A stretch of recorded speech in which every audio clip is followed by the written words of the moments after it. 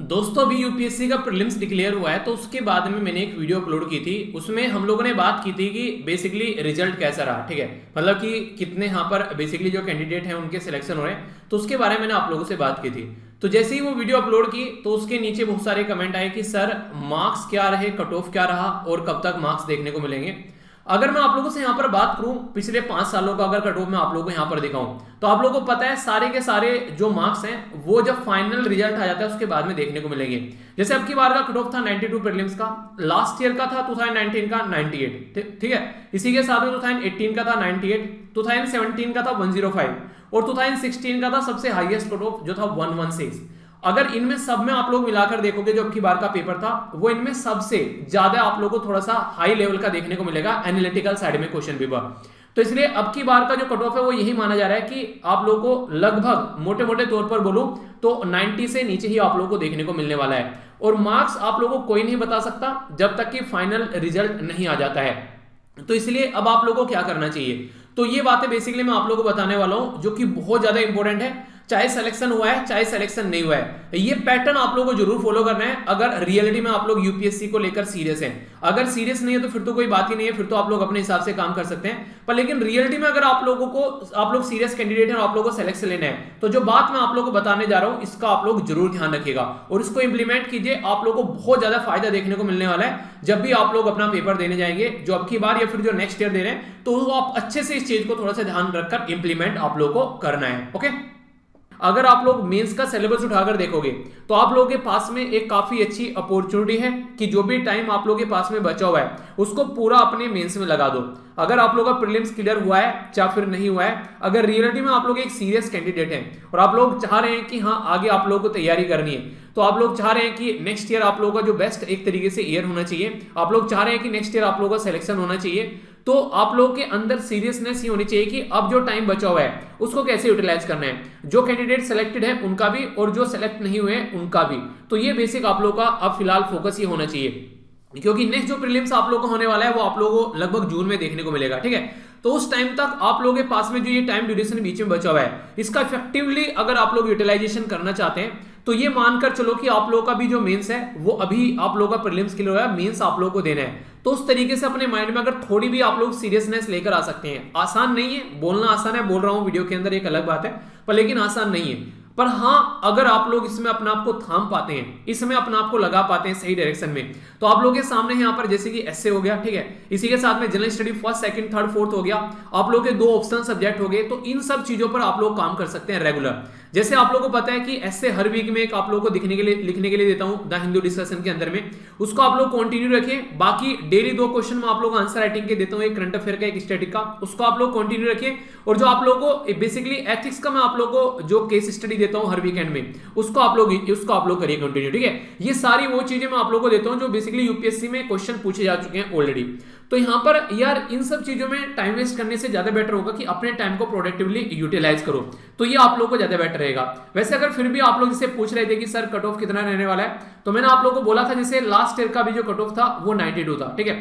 अब की बार का जो कट ऑफ रहने वाला है वो 90 से नीचे ही रहने वाला है। मतलब एक तरीके से आप लोगों को यहाँ पर 90 से नीचे ही कट ऑफ देखने को मिलेगा अगर आप लोग एक तरीके से इसको फिर भी अपने माइंड को शांत करने के लिए ये बात जानना चाहते हैं, ठीक है। और बाकी जिन जिन कैंडिडेट का सिलेक्शन हुए हैं वो अपने मार्क्स कमेंट बॉक्स में बता सकते हैं, उसके बेस पर भी आप लोग एक एनालिसिस कर सकते हैं कि कट ऑफ क्या रहा होगा।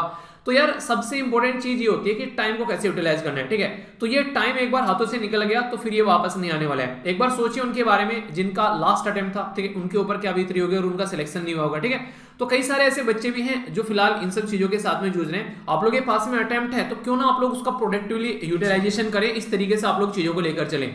तो ये बेसिक फोकस आप लोगों के माइंड में होना चाहिए। इसमें कोशिश ये करनी है सबसे बेस्ट तरीके से आप लोग अपना ऑप्शनल तैयार करना है। अगर किसी ने अब तक ऑप्शनल को पढ़ा भी नहीं है ढंग से, तो आप लोग के पास में एक ह्यूज अपॉर्चुनिटी है यहाँ पर कि ऑप्शनल को बहुत अच्छे से तैयार कर लें, ऑप्शनल एथिक्स और ऐसे, ठीक है। तो ये पोर्शन अपना अच्छे से तैयार कीजिए। और बाकी ये जो बीच वाले पोर्शन है ये तो मैं आप लोग क्वेश्चन दे रहा हूं, इनके बारे में डेली हम लोग डिस्कस कर ही दें, तो इनको हम लोग डिस्कस करेंगे। हालांकि ये सारी चीजें एक तरीके से कोई अलग नहीं है, सारी एक दूसरे के साथ में मिली हुई है। अगर ये पेपर अच्छे से आप लोग पढ़ जाते हैं तो ऐसे लिख के चले जाएंगे, एथिक्स भी अच्छे से कवर करेंगे।